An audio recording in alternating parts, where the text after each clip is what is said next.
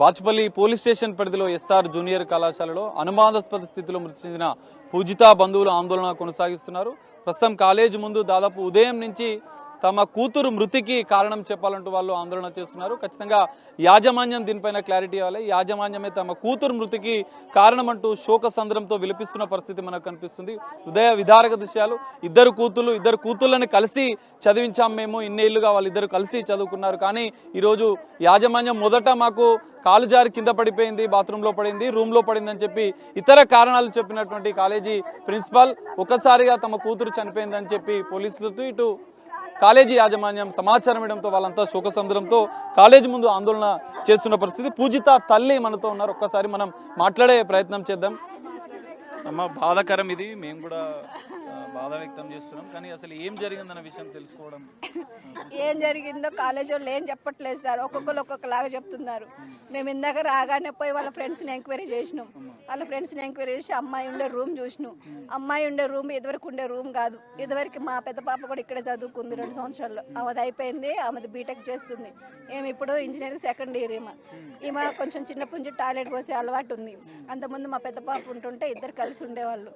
ఒకరోజు ఫోన్ చేశారు, మీ పాప టాయిలెట్ పోస్తుందని పక్కన ఉన్న వాళ్ళు కంప్లైంట్ చేస్తున్నారు, బెడ్ చేంజ్ చేస్తున్నాం అన్నారు. అంతేగాని రూమ్ మారుస్తున్నాం అని మాకు చెప్పాల. దేశపోయి నా బిడ్డ నా మూల పడేసి భూత బంగ్లా ఉన్నట్టుంది. మరి ఏసి సంవత్సరం అవుతుందంట. మరి నా బిడ్డ భయంతో సూసైడ్ చేసుకునేది అయితే ఈ సంవత్సరం మంచి చేసుకోవచ్చు కదా. అవన్నీ లేకుండా పొద్దున్న 9:30కు ఫోన్ చేసి మీ పాప బాత్రూంలో జారిపడ్డదని చెప్పింది. బాత్రూంలో జారిపడ్డదని చెప్పిన కాసేట్కే మమతాకి దేశపోయినాము, మమతా వల్ల కాదంటే గాంధీకి దేశపోతున్నా అన్నది.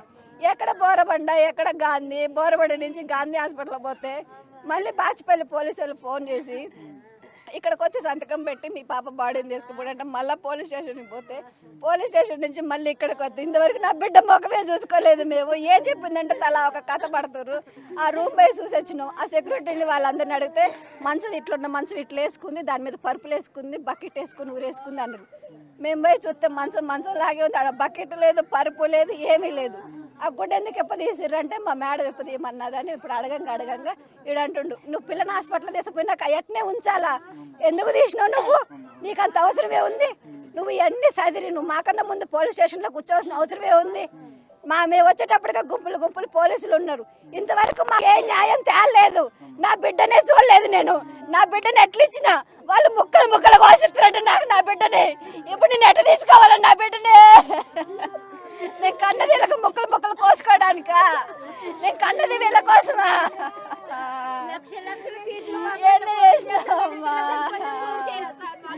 అమ్మా రా అన్నది. ఇదే చెప్పారు, బాత్రూంలో జారి కింద పడ్డదని చెప్పారు. అంతే. తర్వాత వచ్చి ఇట్లా తగ్గితే మీ పాపని గాంధీకి తీసుకుపోతుందో అని అన్నారు. ఒక పోలీసు ఫోన్ చేసిన, ఒక ఆయన ఫోన్ చేసి మీ పాప సంతకం పెట్టి డెడ్ బాడీ తీసుకుపోండి అన్నాడు. అంతే. అప్పుడు అర్థమైంది మా పాప చచ్చిపోయిందని. ఏం చెప్పలేరు మాకు, అప్పటి వరకు ఏం చెప్పలేరు. ఎందుకంటే ఇద్దరు అమ్మాయిలు కలిసి చదువుకునే వాళ్ళు ధైర్యంగా మంచిగా. మా పాప చాలా చలాకి పిల్ల అండి. ఎవరితోటి గొడవ పెట్టుకునేది కాదు, ఎవరితోటి వేసి ఉంటుంది కాదు. కనీసం కాలేజ్ వాళ్ళు మరి ఎవరిని ఎంక్వైరీ చేసినా మా పాప ఎవరితో గొడవ పడ్డంటే అది కూడా లేదండి. చిన్నప్పటి నుంచి వాళ్ళిద్దరు హాస్టల్లోనే ఉంటున్నారు. ఎప్పుడూ లేదు ఇలాంటి సంఘటన. ఎవరితో గొడవ పెట్టుకునేది కాదు, అందరితో కలిసిపోతుంది. ప్రతి ఒక్కరితో మాట్లాడుతుంది. అసలు గొడవ పెట్టుకునే బుద్ధి దానికి లేదు. పిరిగితనంగా సూసైడ్ చేసుకునే అవసరం కూడా లేదు దానికి. అట్లాంటిది ఏది చెయ్యదు. అట్లాంటి నా బిడ్డ అంత ఒంటరి. రీసెంట్ గా అంటే సంక్రాంతికి వచ్చింది అంతే, ఇంకా మళ్ళీ రాలేదు. ఏం లేదు. ఇబ్బంది ఉందని కాలేజ్ విషయంలో కానీ ఇంకేమైనా పర్సనల్? పాప ఏం చెప్పలేదు. ఆమె అట్లాంటి ఏం చెప్పదు, ఏమి ఇంతవరకు కూడా ఏది చెప్పదు. మొన్న మధ్య సోమవారం మంగళవారం ఫోన్ చేసి అమ్మ ఫీజు కట్టండి, హాల్ టికెట్ ఇవ్వలేదు అంటే మా అమ్మ శాలరీ 1st తారీఖు పడుతుందమ్మా, 1st తారీఖు పడగానే కడతామన్నాం. మా ఆయనకు జీతం పడ్డదో 10,000 కట్టినాడు. కట్టగానే అమ్మ సరే నాన్న హాల్ టికెట్ ఇచ్చారని ఫోన్ చేసి మళ్ళీ ఒక రోజు ఫోన్ చేసి అమ్మ నాకు డ్రెస్సులను ఉసిరికాయ పచ్చడి పంపించమ్మా అన్నది. సరే అమ్మ నేను డబ్బులు కట్టలేదుగా, డబ్బులు ఇంకా మొత్తం తీసుకొని వస్తాను. ఇక లేదు, ఇప్పుడు మేమే తీసుకుపోతున్నాం నా పిల్లని నేనే తీసుకుపోతున్నా ఇప్పుడు. పండగ వచ్చినప్పుడు మీతో అంత మంచిగానే ఉందండి. మా బావగారు అంటే ప్రాణం ఆమెకి. మా బావగారి కాడికే పోయి వచ్చింది. ఆడికి పోయి వచ్చింది, 2 రోజులు ఉన్నది, వచ్చింది. మళ్ళీ తెల్లారి నేనే వచ్చి మా బావగారే వచ్చి హాస్టల్లో తోలిపోయిండు. మళ్ళీ మా బావగారే వచ్చి హాస్పిటల్ ఇక్కడ తోలిపోయిండు. ఆయన వచ్చిండు, ఆయనతో పాటు వచ్చిర్రు. రోజు ఫోన్ చేస్తుంటదా? నిన్న మొన్న అంటే లాస్ట్ గా మీతో మాట్లాడినప్పుడు అయితే నాకు చెయ్యదండి, ఎక్కువ వాళ్ళ నాన్నగారికి చేస్తుంది. నా ఫోన్ ఆఫీస్లో ఉంటుంది. నాకు ఫోన్ చేసిన మామూలుగా ఏదన్నా స్నాక్స్ లేవమ్మా, స్నాక్స్ అయిపోయినాయి, దాని గురించి చేస్తుంది తప్ప ఇంకా వేరే ఏం కంప్లైంట్ చేయదు. స్నాక్స్ అయిపోతే ఫోన్ చేస్తుంది. నేను 15 రోజులు ఒకసారి, 10 రోజులకు ఒకసారి సండే నాకు లీవ్ పికప్ ఉంటుంది, నేను వచ్చిపోతుంటాను అంతే. ఇక వచ్చినప్పుడు కూడా ఏం చెప్పదు, కాలేజీలో ఏమైనా ఇబ్బందులు ఉన్నాయని కానీ, లేకపోతే లెక్చర్స్ విషయంలో ఇంకేమైనా మీతో ఏమైనా షేర్ చేసిందా? లేకపోతే వాళ్ళ నాన్నకు ఫోన్ చేసినప్పుడు లాస్ట్గా ఏం మాట్లాడారు? వాళ్ళ నాన్నకు కూడా ఏం చెప్పలేదు. స్కాలర్షిప్ గురించి మాట్లాడింది, డబ్బుల గురించి మాట్లాడింది అబ్బా. మా మేడం ఇట్లా అన్నది అట్లా అన్నదని ఏం చెప్పలేదు. కానీ పిల్లనైతే నిన్న సాయంత్రం తిట్టిందంట, ఏదో గొడవ పెట్టుకున్నారు. మరి ఏం జరిగిందో ఏమో మనకు తెలియదు. ప్రిన్సిపల్ మేడమే తిట్టిందంట. ప్రిన్సిపల్ ఏం తిట్టింది ఏమో బయటికి రాలేదు, ఆ దొంగ మొండ కాంట్రాట్లేదు. పూజిత అంటే మీ కూతురు ఫ్రెండ్స్ ని తో మీరు మాట్లాడారు, వాళ్ళు ఏమని చెప్పారు? ఫ్రెండ్స్ ని ఎంక్వైరీ చేస్తేనే నిన్న సాయంత్రం అయితే తిట్టింది. ఎందుకు తిట్టిందో మాకు కూడా తెలియదు, అందరితో మంచిగా ఉంటుంది, అట్లా ఏం లేదు. నిన్న సాయంత్రం మేడం తిట్టింది అని చెప్పింది, అదొకటైతే చెప్పారు. ఇక పిల్లగాళ్ళని కూడా ఎవరు అడగట్లేదు. ఇప్పుడు సెక్యూరిటీ చెప్పేది ఒకలాగా ఉంది, వార్డెన్ మేడం చెప్పేది ఒకలాగా ఉంది, మనిషికి ఒక్కొక్కటి చెప్తున్నారు. మరి ఇక ఈ పోలీసులు ఏం చేస్తారో ఎవరేం చేస్తారు. ప్రిన్సిపల్తో మీరు మాట్లాడారమ్మా? వాళ్ళు ఏమైనా మీకు కలిసి ఏమైనా చెప్పారా? వాళ్ళేం చెప్పలేదు. మామూలుగా ఇక్కడ మా వాళ్ళు మాట్లాడుతుంటే చెప్తున్నారు. మమ్మల్ని రానివ్వట్లేదు, మా వాళ్ళు మాట్లాడుతున్నారు అంతే. పూజిత అంటే లేదమ్మా, ఇప్పుడు ఎట్లా న్యాయం ఏం కావాలి? ఎందుకంటే యాజమాన్యం నిర్లక్ష్యం వల్లనే జరిగిందని చెప్పి మీరు ఆరోపిస్తున్నారు. వాళ్ళనే జరిగింది, ఇంకేం న్యాయం చేస్తారు సార్? పోయినా నా బిడ్డనైతే తీసుకురాలేరు కదా, ఇంకేం న్యాయం చేస్తారు? ఏమొచ్చి నాకేం కష్టం తీరుతాయి? నా బిడ్డను తీసుకురారు కదా. నేను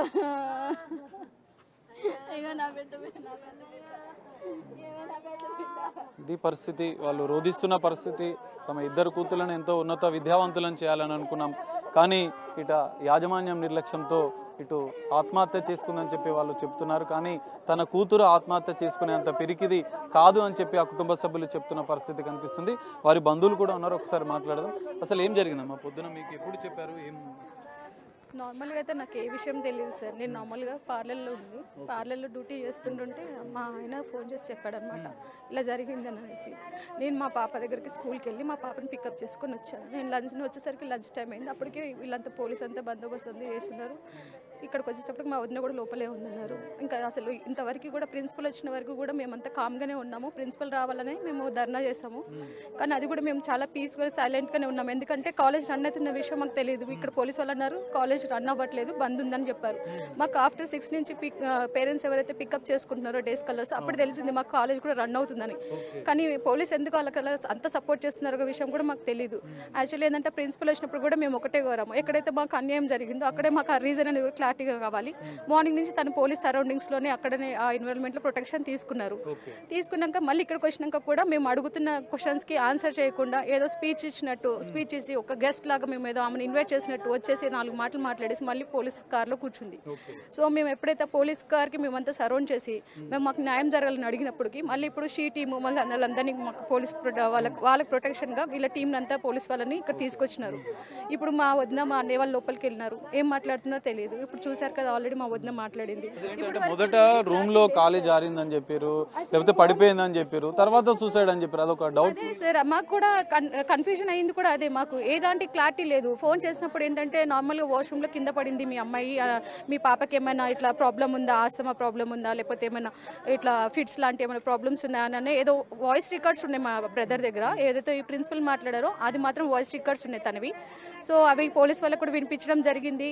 అండ్ ప్లస్ ఇక్కడికి వచ్చినాక కూడా మేము ప్రిన్సిపల్ని కూడా అదే క్వశ్చన్స్ వేసాము.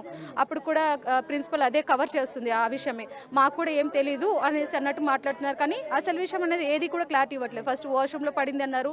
సో తర్వాత మళ్ళీ సెకండ్ టైం ఏమో కాల్ చేసినప్పుడేమో మేము మమతా హాస్పిటల్కి తరలిస్తున్నాం బికాస్ ఆఫ్ ఇదేమంటే ట్రై చేస్తుంది, ఆ సూసైడ్ అటెంప్ట్కి ట్రై చేస్తుంటే మేము చూసి గురకలాగా వస్తుంది, సో మేము సేవ్ చేయడానికి అని చెప్పేసి మేము మమతా హాస్పిటల్కి తీసుకెళ్తున్నామని చెప్పేసి అన్నారు. యాక్చువల్లీ మా బ్రదర్ వాళ్ళు అయితే 35 minutes బోరబండి నుంచి ఇక్కడికి మేము ఒకవేళ మేము వెహికల్లో వచ్చిన 35 మినిట్స్లో రీచ్ అవుతాం. వాళ్ళు చెప్పిన టైంలో అయితే ట్రాఫిక్ కూడా ఉంటుంది, హెవీ ట్రాఫిక్. సో మా పేరెంట్స్కి వాళ్ళకి ఎవరికైతే వాళ్ళకి ఇన్ఫార్మ్ చేయకుండా వీళ్ళు ఇక్కడ బ్రాంచ్ వాళ్ళకి కూడా కాకుండా వేరే బ్రాంచ్ రిలేటెడ్ వాళ్ళని పిలిపించి ఇక్కడ వాళ్ళని ఎవరిని ప్రొటెక్ట్గా అమ్మాయిని పంపించకుండా హాస్పిటల్కి వేరే అన్నోన్ పర్సన్స్ వేరే బ్రాంచ్ నుంచి ఇక్కడ పిలిపించే బదులు అదేదో పేరెంట్స్కే పిలిపించచ్చు కదా. వాళ్ళు వస్తుండే కదా, అట్లీస్ట్ వాళ్ళ పిల్లల్ని వాళ్ళు సేవ్ చేసుకోగలుగుతుండే కదా.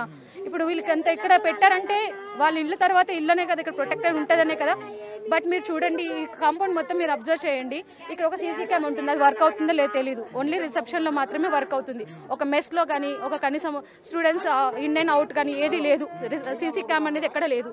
సో ఏ ప్రొటెక్షన్ లేకుండా మేము అసలు ఇక్కడ ఉంచాము ఇంత బ్లైండ్గా అంటే మాకే అర్థం అవ్వట్లేదు. ఇప్పుడు మా పాపకి ఇలా జరిగిన తర్వాత మాకు ఇవన్నీ ఆలోచనలు వస్తున్నాయి. మా పాపలాగా వేరే పిల్లలు ఎవరు సఫర్ అవ్వద్దు, మేము అలా కూడా ఆలోచించాం. కానీ మా పాపకు కూడా డెడ్ బాడీకి కూడా ఇక్కడ వాల్యూ లేదని నాకు ఇప్పుడు తెలిసింది. చూపించలేదు, ఇప్పటివరకు చూపించలేదు. కనీసం ఆ పాపకి ఏమంటారు చనిపోయింది అని అన్నా కూడా కో స్టూడెంట్స్ ఎవరైతే ఉంటారో వాళ్ళు కూడా క్లాసెస్ పీస్ఫుల్గా రన్ చేయాలని వీళ్ళు ప్రయత్నిస్తున్నారు. చూడండి, దానికి హ్యాండ్స్ ఆఫ్ అండి. బికాస్ ఆఫ్ వీళ్ళు ఇక్కడ ఎంత డెడికేటెడ్గా టీచ్ చేస్తున్నారు అనే దానికి హ్యాండ్స్ ఆఫ్ చేయొచ్చు.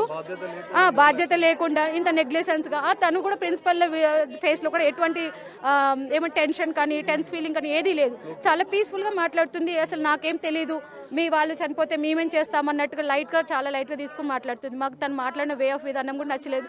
సో అందుకని మాకు ఇక్కడే న్యాయం జరగాలి. మేము బాడీని చూడకపోయినా మాకు ప్రాబ్లం లేదు. బికాస్ ఆఫ్ ఇక్కడ జరిగింది ఏంటి, కాలు జారి పడింది అన్నారు, ఇది వాష్రూమ్లో పడిందా అంటే అది క్లారిటీ లేదు. తర్వాత మళ్ళీ మీరు హాస్పిటల్ తరలిస్తున్నాం అన్నారు, సూసైడ్ అటెంప్ట్ అన్నారు. మళ్ళీ సూసైడ్ లెటర్ దొరికింది, చున్నీ దొరికింది, అన్ని దొరికాయి అని అన్నారు. మళ్ళీ ఇక్కడికి వెళ్ళి రూమ్లో చూస్తే అసలు 3rd ఫ్లోర్ వరకే కంప్లీట్ అయింది, 4th ఫ్లోర్లో ఏది లేదు. కానీ 4th ఫ్లోర్లో కార్నర్ బిట్లో ఉంది. అక్కడికి వెళ్ళి మా వాళ్ళు ఎవరైతే వీడియో తీసుకున్నారు, క్లిప్స్ తీసుకున్నారు, అన్ని తీసుకున్నారు. కానీ అక్కడ సూసైడ్ అటెంప్ట్ చేసినట్టు ఎటువంటి ఎన్విరాన్మెంట్ ఎక్కడ కనిపించట్లేదు అక్కడ. సో ఏం జరిగింది అనేది మాకు ఒక మిస్టరీ లాగా ఇక్కడ మిగిలిపోయింది. సో మేము దానికోసం ఫైట్ చేస్తున్నాము. ఇక్కడ ఇప్పుడు వీళ్ళతో ఫైట్ చేయడం వల్ల మా పాప మాకు తిరిగి వస్తుంది అని అనేది మాకు లేదు. బట్ ఏంటంటే వీళ్ళు ఇంత నెగ్లిజెన్స్గా ఎలా ఉంటున్నారు. ఒక educator girls junior college run చేస్తున్నారు. కాలేజ్ ఇంత కాంప్లెక్స్ రన్ చేస్తున్నప్పుడు మీరు ఎటువంటి ప్రొటెక్షన్ లేకుండా వేరే అమ్మాయిలకు మీరు ఎలా ప్రొటెక్ట్ చేస్తారు? చేయలేరు. అట్లీస్ట్ ఒక పాపకి ఇలా చేయలేదు. మేము సరౌండింగ్స్లో మొత్తం సెర్చ్ చేస్తే ఇది ఇంతకుముందు కూడా జరిగిందన్న విషయం మాకు వెల్లడైంది. కానీ అది ఎంతవరకు నిజం అనేది మేము వీళ్ళ మీద అపోహ వరకే, కానీ క్లారిటీ లేదు. మా పాప విషయమే క్లారిటీ లేదు. మేము ఇంకా వేరే వాళ్ళ గురించి ఆలోచించి ఇప్పుడు అంత అది లేదు కదా సార్, టైం కూడా లేదు మాకు. మేము మా బాధలో మేము ఉన్నాం. ఇంకా మెయిన్ థింగ్ ఏంటంటే ఇక్కడ మాకు తెలిసింది ఏంటంటే